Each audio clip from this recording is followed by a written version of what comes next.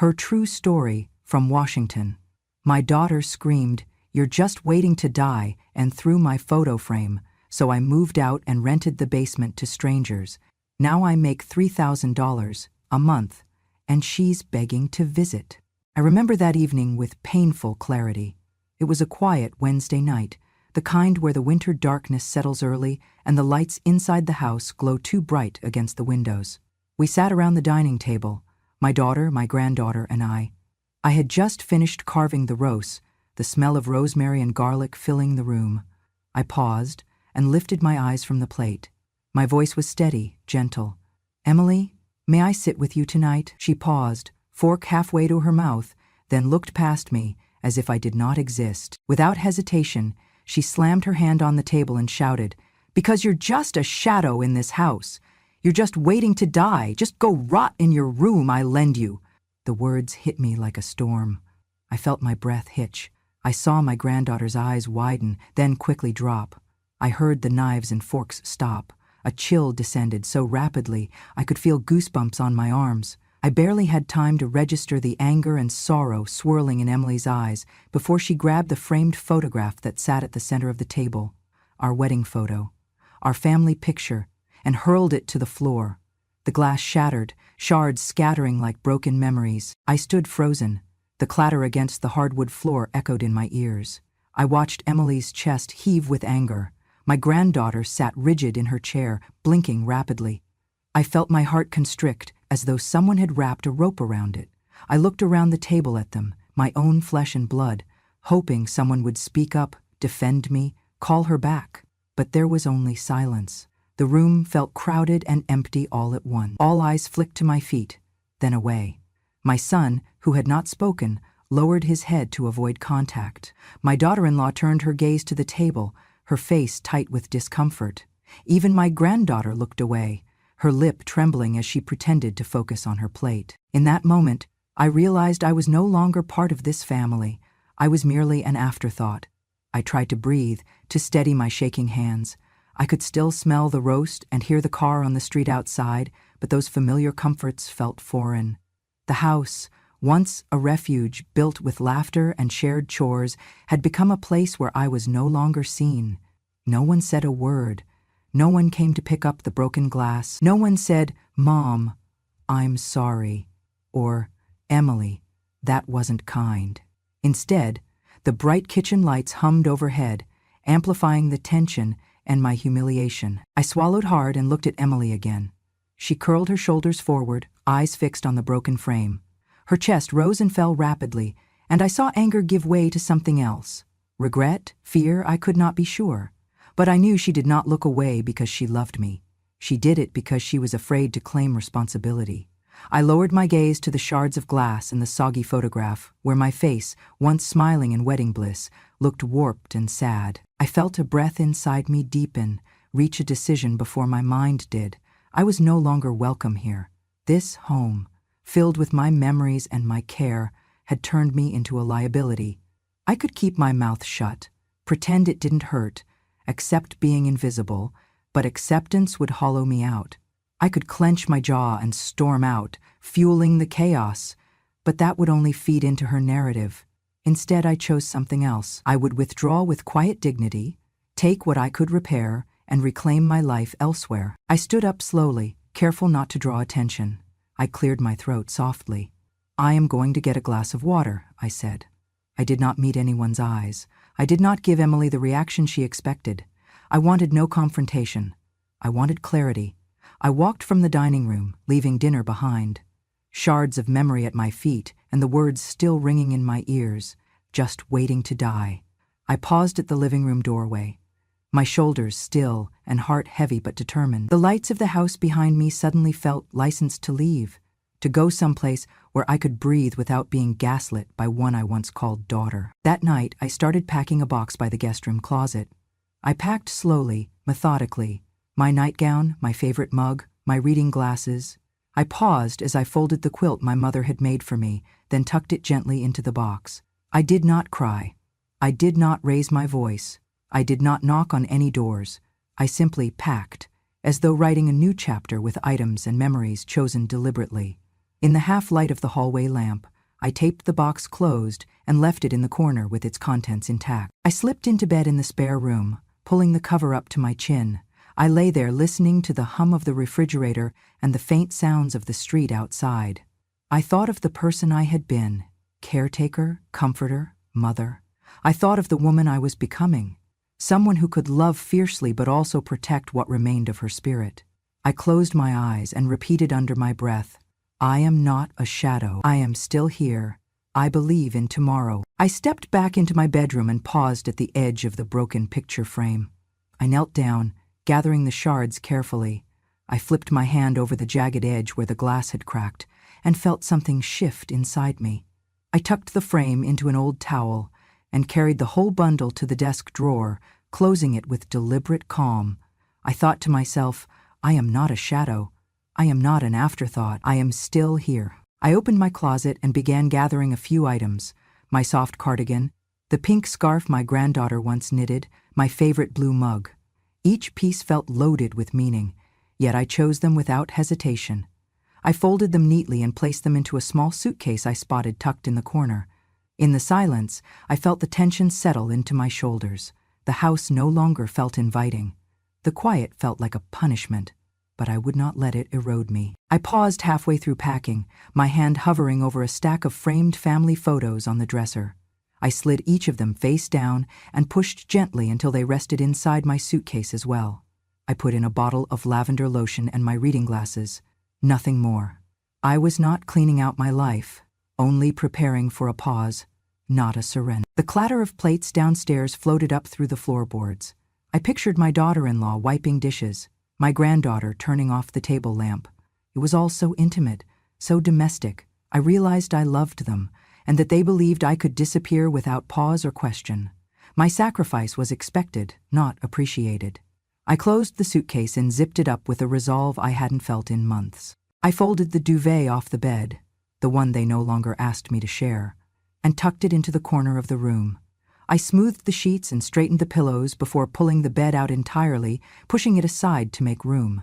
A bare mattress lay on the floor now, a threshold between what once was and what could be. I picked up the wooden hanger from my closet and tapped the headboard. There was no scream, no confrontation. The only sound was a sudden tightness in my throat. I stepped outside the room, closing the door quietly behind me. I stood in the hall for a moment, collecting myself. I did not want a scene. I did not want a fight. I just wanted space, not away from them, but away from the invisible walls that had suffocated me. I walked down to the basement door, the dim circles of light flickering beneath my feet. I paused at the doorway and took a slow breath of cooler air. The basement was my secret refuge during storms. I turned on the overhead light and noticed how everything looked small but familiar. The old shelves, the stacked storage bins, the dusty carpet. I ran my hand along the banister, feeling the grain of the wood with reverence, as though I was reacquainting myself with a part of my own soul. I spent the next hour quietly transforming the space. I cleared a corner, brought down the suitcase, set my mug and lotion on a makeshift shelf. I unrolled a blanket over the cold carpet, fluffed a pillow, and plugged in a small lamp I'd brought downstairs in case of power outages. A thin aroma of lavender and hope filled the air. I folded my cardigan and hung it from the lamp's neck. I closed the basement door on the rest of the house, but I did not lock it. I was not running. I was claiming. The tension in my chest began to unravel as I organized my new corner. It felt both foreign and liberating. I arranged a few books on the floor, an old poetry collection, a gardening guide, and my grandson's term paper on planetary orbits. I placed my reading glasses beside them. It was quiet, but not empty.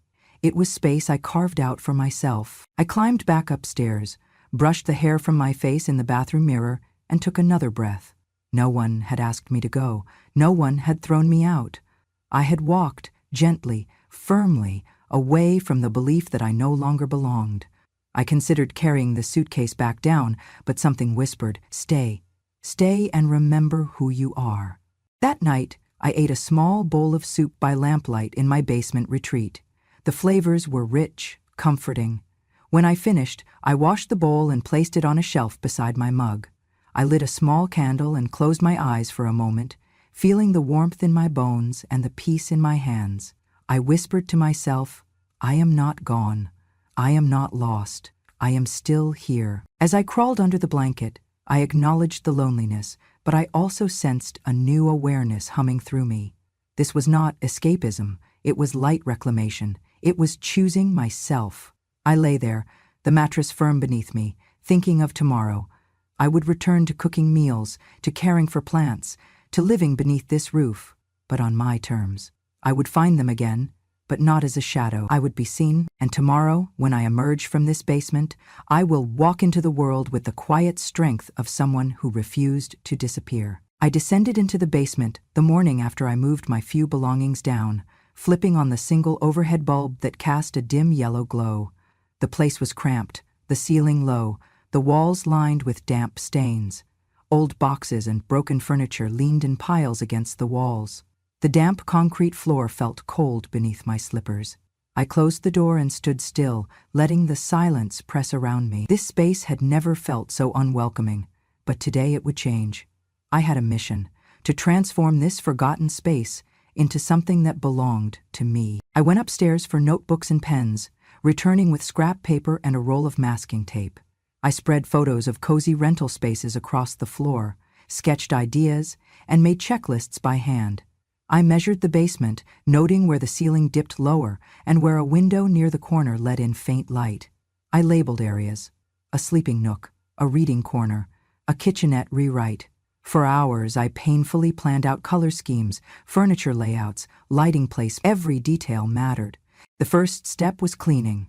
I spent the day hauling out broken chairs, emptying boxes that once stored holiday decorations, overturned paint cans, abandoned tools. The air grew dusty and stale. I wore a homemade mask of gauze and changed it several times. I swept and mopped, dumping dirty water into a bucket in the laundry area. Bit by bit, the space came clean. That evening, I painted. I chose a soft cream off-white, a warm neutral. Rolling the brush across the wall transformed the ambiance immediately. It made the space look larger and brighter. I opened the small window slightly, letting cool air and the scent of cedar latch to the new paint as I worked. By the time I finished the second coat, the basement smelled fresh and hopeful. Next, I laid flooring. I bought peel and stick faux wood planks from a discount home store, using my credit saved from years of giving gifts and money to my children and grandchildren.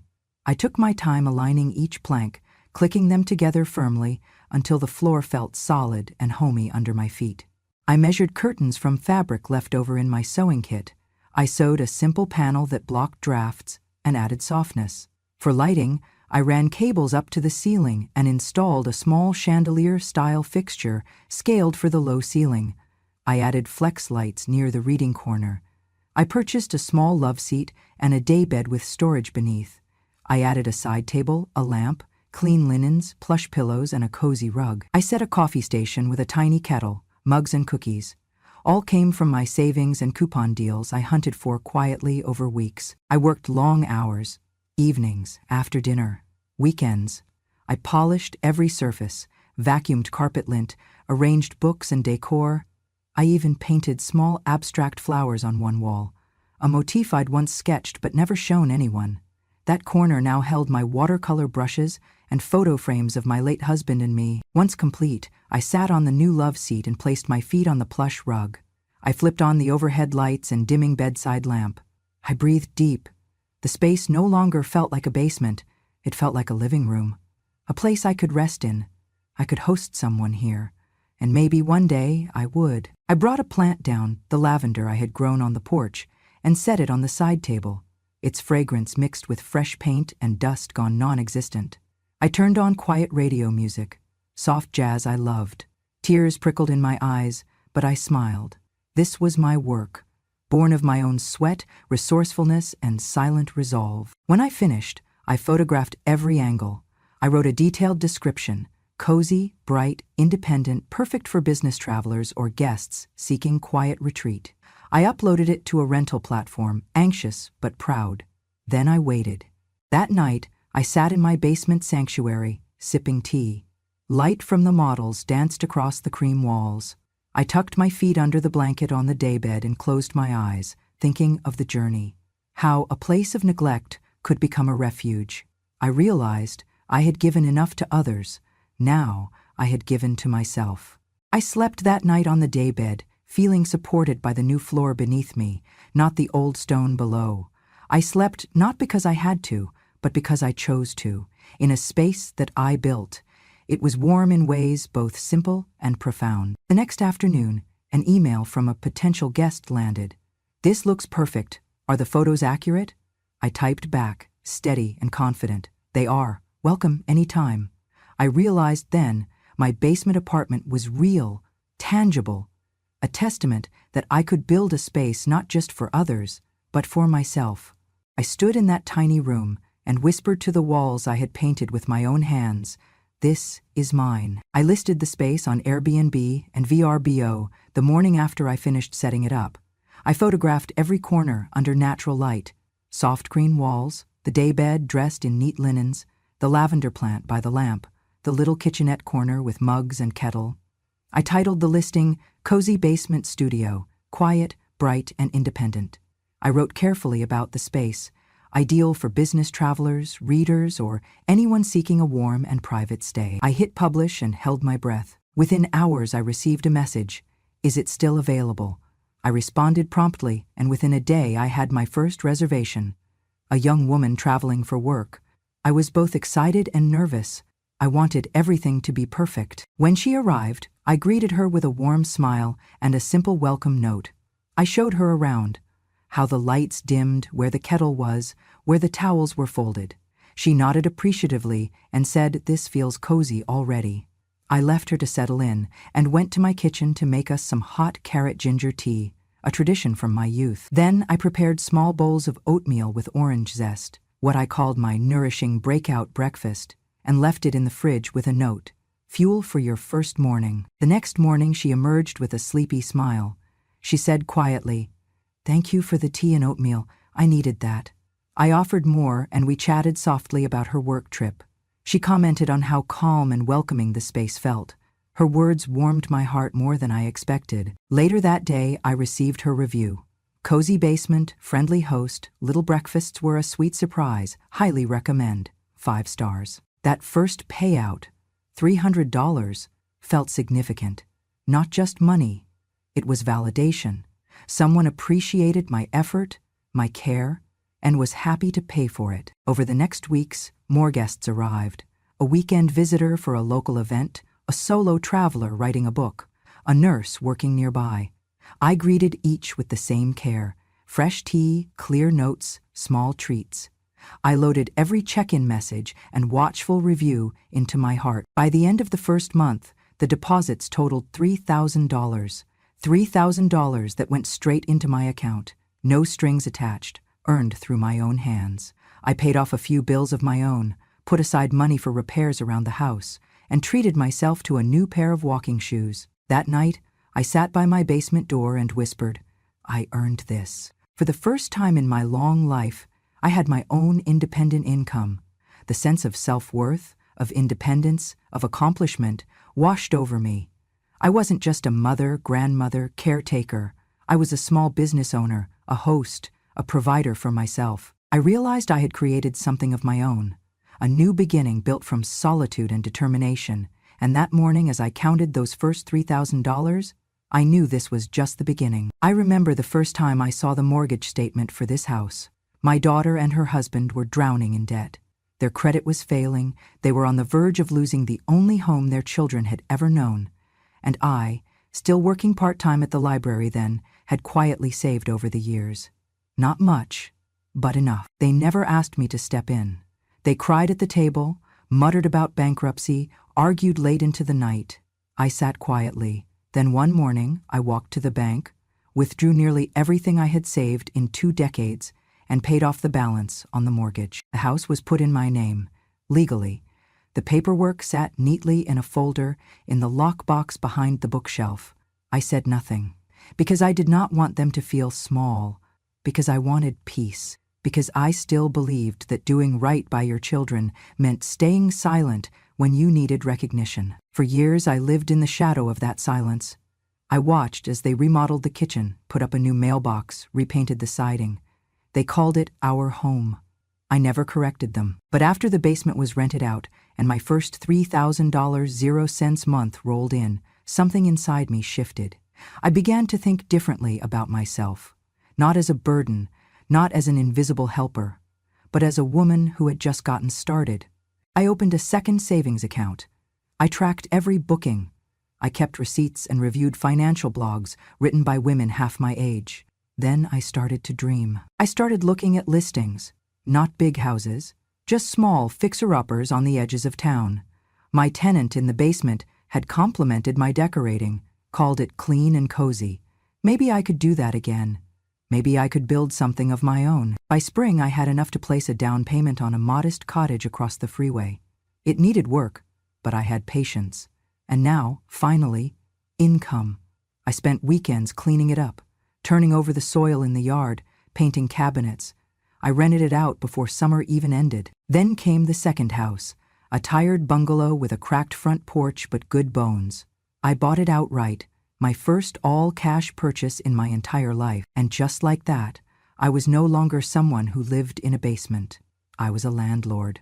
I was a woman with 3 properties, with leases in my filing cabinet, with keys on a ring that jingled like confidence. I updated my will. I created a business email. I started reading about tax deductions and passive income and liability protection. I started walking taller. One afternoon, while drinking tea in the front porch of my little bungalow, I whispered to myself, "You're not waiting to die. You're building." My daughter never asked where I was on the weekends. She never noticed when I started wearing nicer shoes. She never wondered where I got the new coat or how I managed to replace the cracked phone I had carried for 6 years. She thought I was still her shadow, but I was growing beyond the walls of the house I once paid for. I was rewriting my story in cash offers and lease agreements and quiet pride. I still lived in the basement. I still said good morning to the children, helped when asked, made soup when they were sick. But I stopped letting the silence define me. The day I got my third 5-star review from a tenant, I printed it out and taped it to the inside of my wardrobe. It read, "Best host I've ever had. Kind, respectful, inspiring." No one in that upstairs kitchen had ever used the word inspiring for me. And now, for the first time in a long time, I had a word for myself. Not mother, not grandma, not guest, but landlord, entrepreneur, provider. That was the real twist. Not just the homes, not just the money. It was reclaiming who I was before they tried to erase me. I smiled, holding those property deeds, and thought, let them think I'm fading. Let them keep shouting. I am not disappearing. I'm expanding. One morning, as I was sorting through lease agreements and making tea in my cozy basement retreat, my phone buzzed. It was a message from my daughter. I hesitated before opening it, thinking of the sharp words she'd thrown the night she yelled at me to rot in my room. But I unlocked the screen. "Mom, can I come? I'm in trouble. I lost my job. I'm struggling." I felt a jolt in my chest. My teacup wobbled in my hand. She didn't usually send messages like this. She was a proud person, always careful with words. I opened it, heart uneasy. She wrote again, "My family is in deep debt. The warehouse fire wiped out our inventory. We can't pay rent. I know what you said, rot in your room. But I'm begging. I need you." I stared at the words. I thought of the night she threw my wedding photo frame down. I remembered her face, twisted with anger. I remembered being ousted from the kitchen table. I remembered the cold silence and the way she erased me from her world. A long silence stretched in the basement. The lavender plant swayed in a thin breeze. The cheap motels I'd endured when I gave everything felt distant now. The fresh scent of the paint and the crisp new linens reminded me that I had reclaimed something sacred. I could feel the shift inside me. No longer just caretaker, but someone with agency. I took a breath and typed, "I'm sorry you are going through so much. I will help you get on your feet, but this is not the basement." Seconds crawled by. My mind flickered through images of that house, the kitchen table, the shattered frame. Their silence. Should I forgive? Should I close the basement door and never unlock it again? Then I thought of the person I had become. Not a ghost, not a shadow. A woman who had built something with her own hands. Something They could no longer ignore. My finger hovered. A tear threatened, but I thought of her child's face, still surviving, the warehouse, the bills, piling, and I hit send. The message read, "You may come, but not to live under this roof again. I can help find a place, and I can help you start over financially, but I will not erase my boundaries. I am not your safety net because you figure you can fall. You will need to stand on your own again. I will help you do that, but not at my expense." Moments later, another message popped. "I understand. Thank you. I'll look for somewhere to stay, but I had nowhere else to turn. I appreciate anything you do." I closed my phone and set it beside my mug. My hands shook slightly. The silence settled down again but felt different, brighter, filled with possibility and tension. I had given her a path, but not a bargain. I spent the next hour researching short-term rentals, local financial aid programs, budgeting tools. I drafted an email with links to cheap apartments near her job prospects and noted down community food banks. I wrote tips on rebuilding credit. I hit send. She replied, "Mom, you're unbelievable. I don't deserve this." I typed back, "You deserve your life back. Don't give up." That afternoon I sat in my basement oasis with the soft lamp glowing beside me. I reflected on what had happened. She had hit rock bottom, and now she was asking for a hand. And I wasn't offering pity, I was offering support, with dignity. I thought of all the nights I stayed up worrying about her kids, fixing their nightmares, soothing their fevers. I thought of the constant stream of bus fare, loan payments, car repairs, birthday gifts, college tuition. I had given until I had nothing left to give, until I reclaimed my life. She might have been born from me, but she had drawn a line between us, and she had paid the price. Tonight I would let her crawl out from the wreckage, but she would walk upright again, on her own ground. That evening, I poured another cup of tea and placed it next to my glowing laptop.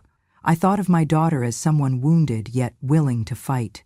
I thought of the houses I owned and the basement I refurbished. I whispered to myself, "I am still here." I smiled. Days passed. I heard that she found a modest apartment. I sent her a small check to cover her first month's rent, telling her it was because I believed in her. No guilt, no lecture, just belief. She wrote back, "You saved us, Mom." I paused. I typed, "I didn't save you. I showed you you could save yourself." Months later, I watched her stand at the podium for her church benefit fundraiser. Tough, bruised, but determined. She had rebuilt her credit, secured childcare for her kids, started a small side business. I sat in the back row, tears in my eyes, feeling both pride and relief. She looked up and caught my gaze. A soft nod passed between us. In the days after, she came once to drop off my anniversary card. No one remembers my anniversary now except her. And stayed for tea in the basement. She sat on the love seat I chose, drank the oatmeal tea I made, and said, "This is beautiful, Mom. You did this." I watched her study the space, the curtains, the soft rug, the lavender on the shelf. She paused. I thought you were broken, that I had broken you, but you're building. You're alive." Her eyes glistened. She said, "I'm sorry. I was wrong." I folded my hands. I said, "Sometimes falling helps you see where to stand." She left with a small gift, a potted plant for my basement, and I did not cry. Or maybe I did, but silently. I realized that tonight I had reached a new place with her, not as dependent mother and bystander daughter, but as two survivors, one stronger than before. My daughter, at her lowest, reached out, and I responded, with boundaries and belief. That night, I sat under the basement lamp and whispered, "I am still here, for them, and for me." I closed my eyes, feeling the weight of the week settle into my bones. I had been rejected, erased, dismissed. But now, with boundaries intact, I was restored. I had helped her, yes, but on my terms. She had found me not as someone to take for granted, but someone to respect. I realized then that the strongest support is not sacrifice, it is dignity. And that morning, in the quiet of my reclaimed home, I felt at peace. I sat at my little desk in the basement, reading my daughter's latest message. Her request felt different this time, gentler, more aware, yet tinged with desperation. I let my fingers hover over the keyboard before I typed. I'm sorry you are struggling. I can help you find a place to stay, but not in my basement. I paused. This was the moment I had been steering toward. Not anger, not hostility, but strength. I pressed send and waited. Moments later, I saw she read it. Then, I drafted a longer email, one that would lay out not just my answer, but the truth of who I had become. I began typing, "You deserve stability and I want to help. I have turned the basement into a rental space that is now fully booked through next year. That means I cannot offer you that room," I continued. "I am currently managing 3 rental properties. This independent income is the first steady financial foundation I have had in decades. I built this for me. No longer a shadow, but a responsible landlord." I wrote about my schedule, my expenses, my tenants who respect these spaces. I explained gently how the basement is a business, and that business must run according to its own rules. I emphasized respect. "If you want to rent one of these places, I will be glad to discuss terms, but only as a tenant like anyone else." I closed with a firm kindness. "I care about you and want to support you, as someone who has always cared. But I will not serve as a doormat. You can count on me for guidance, small financial help, and moral support beyond these walls." Then I paused and clicked send. Afterwards, I closed my laptop and leaned back. The basement felt still. It had taken me months to build this space, to build these walls of respect. Now I was testing that wall. Would she crash into it? Beg for forgiveness? Retreat? The next morning, my phone buzzed. It was longer this time. "Mom, thank you for your answer. I understand. I want to rent from you, on fair terms. I'm looking at one of your other properties. Will you talk options?" I exhaled slowly. This was progress. She recognized the boundaries. Not just mine, but hers too. We exchanged a few polite texts about rent, move-in dates, and expectations. I appreciated the new tone. No entitlement, no guilt trips, only directness. 2 days later, I printed a lease agreement. I made a fresh pot of tea and set it beside the papers. 1-bedroom lease for the Maple Cottage. Lock-in date, June 15. I signed first, slid the pen across the page, and left space for her. The basement walls shimmered in the late afternoon sun. I was renting to her with equality, not exception. Later that evening, she came down with the documents. She sat on my love seat, handing back the signed copy. I handed her my copy. I said simply, "Welcome." She looked up, tears pooling in her eyes. She reached for the pen stuck in the lease and touched its ink. "Thank you, Mom," she whispered. "Thank you for letting me earn this." I nodded, setting down a cup of tea. Something changed in her posture. She leaned in, placing her hands around the warm mug. I could see she wasn't just receiving. I had asked her to participate. This mattered profoundly. That night, I realized what I had done. Not rescind love, not close my door. I had closed the undermining. I had said, "Respect me, and I will respect you." From then on, things shifted. Our conversations were different. Sharper, more adult, more real. She asked about tenant responsibilities. I offered advice on credit repair, but she also listened and took notes. She prepared checklists. She had a place to sleep. Not because she was my daughter, but because she was capable of standing on her own again. I had done more than support her. I had offered a path, with dignity and consequences. The lease wasn't just paperwork. It was a promise, to both of us. I walked her to the door later that week. She turned and brushed a kiss on my cheek. She said, "I admire who you are now." I kissed her forehead and said, "I admire who you are becoming." I acknowledged her suffering, but I did not suffer on her behalf. I offered partnership, not pity. In doing so, I claimed my power and gave her the space to reclaim hers. That night, as I sat by the basement lamp, I thought back to all the nights I let her anger, my invisibility, slip through me. Tonight I felt strength ripple through my bones. I closed my eyes and whispered, "I am not a stepping stone. I am a foundation." And that made all the difference. My phone rang early one morning, the screen flashing my daughter's name. I paused and let it ring. She had called before, angry, pleading, but this time I stayed silent. The phone's ringtone echoed through the basement, a steady reminder that this world still existed upstairs, but I was no longer bound by it. I let it go to voicemail, Her message rang clear and raw. "Mom, we need to talk. Please just answer. I'm sorry, I want to come see the basement again. Just let me explain." I stared at the voicemail as though it were written on the wall. I thought back to the night she told me to rot in my room, to disappear. I remembered the shattered frame. I thought of the basement I had spent months building, a place of light, of reclamation, of dignity. My fingers brushed the wooden countertop beside my laptop as I considered what to do. Later that morning, I heard the front door open and close. She was here. I felt a flicker of something. Compassion, maybe? But I held tight to my resolve. I walked upstairs, smoothing my cardigan. I opened the basement door to let her in. She stood at the top step, eyes red-rimmed, voice low. "Mom, I need to talk." I offered a half-smile, gentle, reserved, no trace of pity. She walked down and took in the space. The warm lighting, the soft rug, the fresh-cut flowers on the small table. She let out a breath, almost like she was seeing me for the first time. "I came to explain," she whispered. She looked around, breathing in the quiet comfort of the room. "This place, it's more amazing than I ever imagined." I nodded. "Showed you the transformation. The basement is booked until next year." She blinked, surprised. "Booked?" I leaned back against the wall and crossed my arms. "Booked solid. I'm running a business, doing the manual, managing tenants, paying taxes." Her jaw tightened. You looked like you were hiding. I thought it was some sentimental retreat. I didn't know you had invested in all this." "I needed it to be mine," I said, voice steady. "I needed to know that I was more than someone waiting for the end." She looked down at the lease I had framed on the table. This is the contract for a year's rental at double what it used to be." I nodded again. "I run a business now. I have 3 properties under management. I pay my own way." She swallowed, tears forming. "I didn't realize." I took a breath.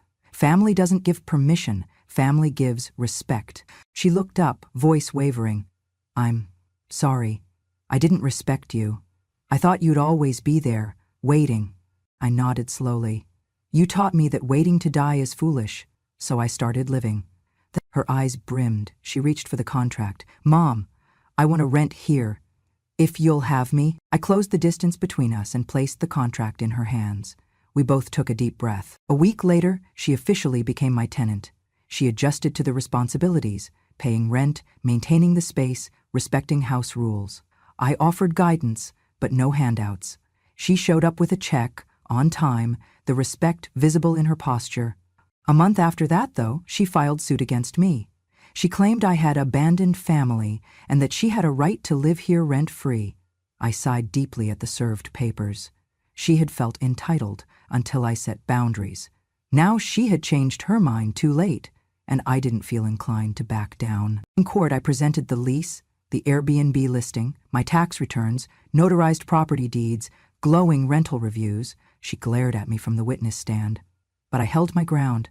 I answered the judge calmly. Yes, the basement was a business. Yes, I had every right as the legal homeowner and manager. No, this was not theft. This was empowerment. When the judge dismissed her claims entirely, I felt a rush of relief and something more. Justice. She walked out of the courtroom with her attorney, head down. I walked out too, on my own terms, without pity or animosity, just quiet certainty. A week later, I sat behind my laptop and recorded a video from my blog channel, now gaining traction. I pressed record. If someone throws your photo in the dirt, if they treat you like an invisible shadow, rent that space to someone else. Live your own life with joy and dignity. It is not selfish. It is self-preservation. You deserve a place that honors your worth. That video went viral. Thousands watched it. Messages poured in from women and men who had been discarded by their families. Comments said the words, "I spoke" resonated. I started living. Boundaries saved my sanity. Her story reminded me I matter. In time, subscribers reached 50,000. I never sought fame. I wanted to share truth. I shared updates, new rentals, property tours, tips for managing income, budgets, taxes. I offered support. I remained compassionate where I could. But I never again inserted myself into a family dynamic that denied my worth. One evening, I sat in my basement reading a comment from a viewer. She said she'll never stop trying to control her mother. Then watch the mother build 3 homes. And now she doesn't know what to say. I sipped my tea and closed the app. I looked around the room, the soft lighting, the painted flowers, the stack of lease agreements. I whispered, well, maybe it is time to say something. A week later, my daughter left a note, a simple thank you with a sprig of lavender. On camera, I ended the story of my life this way. You taught me that waiting to die is foolish, so I started living. You should try it. And with that, I turned off the recording, leaned back, and closed the cover on the journal I kept of every step. This was my life, my legacy. It was full of warmth, purpose, and quiet pride, not defined by anyone else's voice. If this story touched your heart, if it reminded you of your own quiet strength or the price we pay for being kind too long, then I invite you to stay a little longer. Here on Grandma, True Stories, we do not shout. We remember. We remember the sacrifices, the silences, and the small victories no one clapped for. We tell the truth, the kind that hurts a little but heals more, the kind that reminds you it is never too late to reclaim your place, your voice, your life. So if you believe in dignity, in boundaries, in second chances that come with receipts, subscribe to Grandma, True Stories. Because revenge has no expiration date. Because wisdom does not shout, but when it speaks, the whole house listens. And because some stories were never meant to be whispered, they were meant to be heard. I'll see you next Sunday. Bring your tea, bring your truth, and bring your heart.